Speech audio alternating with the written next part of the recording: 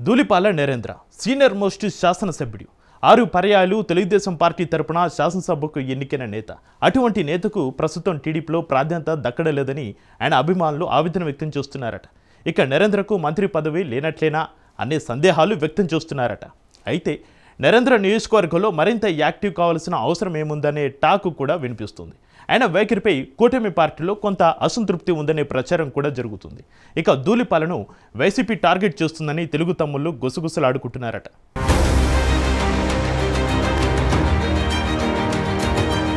ఉమ్మడి గుంటూరు జిల్లాలో డెల్టా ప్రాంతానికి చెందిన నియోజకవర్గం పొన్నూరు నియోజకవర్గం అంటే టీడీపీ కంచుకోట లాంటి నియోజకవర్గం. టీడీపీ ఆవిర్భావం నుంచి ఆ పార్టీ ఇక్కడ బలంగా పాతుకుపోయింది. అయితే ప్రస్తుతం టీడీపీ శాసనసభ్యులు ధూళిపాల నరేంద్ర కుమార్ ఇక్కడ ఎమ్మెల్యేగా ఉన్నారు. అయితే ఇటీవల ఎమ్మెల్యే ధూళిపాల నరేంద్ర కుమార్ నియోజకవర్గంపైన ఎక్కువగా ఫోకస్ పెట్టడం లేదని విమర్శలు వినిపిస్తున్నాయి. అలాగే పార్టీలో కష్టపడిన కార్యకర్తలకు ఏమాత్రం పనులు జరగడం లేదని టీడీపీ శ్రేణులు గుర్రుగా ఉన్నట్లు తెలుస్తోంది. కూటమి పార్టీల విషయానికి వస్తే జనసేన కార్యకర్తలు నాయకులను ఏ కార్యక్రమానికి పిలవడం లేదనే టాక్ నడుస్తోంది.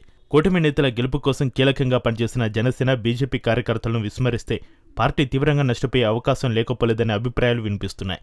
ఇక పొన్నూరు నియోజకవర్గంలో సంగం డైరీ, ట్రస్ట్ హాస్పిటల్ అభివృద్ధి తప్ప ఇతర కార్యక్రమాలపై ఆయన దృష్టి పెట్టడం లేదనే విమర్శలు వినిపిస్తున్నాయి.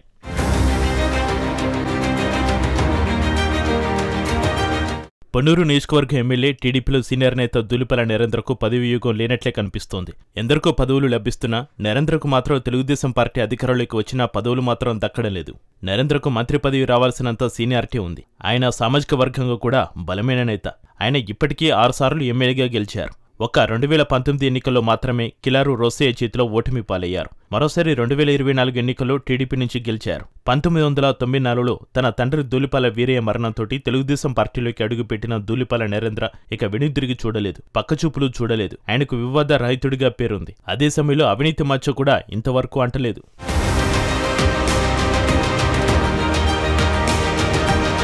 అయితే అదేందో కానీ నరేంద్ర విజయం సాధించిన టీడీపీ అధికారంలోకి వచ్చినా ఆయనకు మంత్రి పదవి దక్కలేదు. ప్రతిపక్షంలో ఉన్నప్పుడు కూడా టీడీపీ తరపున పోరాటం చేసిన వాళ్లలో నరేంద్ర ఒకరు. గత ప్రభుత్వ హయాంలో నరేంద్ర ఎన్నో ఇబ్బందులు పడ్డారు. చివరకు అరెస్ట్ అయి జైలుకు కూడా వెళ్లి వచ్చారు. 6సారి గెలిచి ఉమ్మడి గుంటూరు జిల్లాలోనే సీనియర్ నేతగా ధూళిపాల నరేంద్ర ఉన్నారు. అయినా నరేంద్రకు మాత్రం ఎటువంటి పదవులు దక్కకపోవడం ఆయన వర్గంలో చర్చనీయాంశమైంది.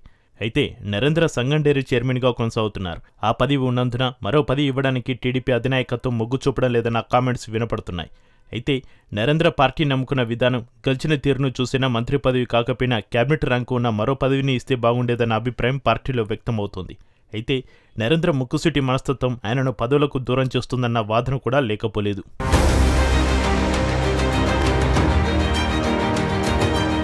గుంటూరు జిల్లా నుంచి కమ్మ సామాజిక వర్గానికి చెందిన నారా లోకేష్, నాదెండ్ల మనోహర్లను క్యాబినెట్లోకి తీసుకోవడంతో నరేంద్రకు స్థానం కల్పించలేకపోయారు చంద్రబాబు.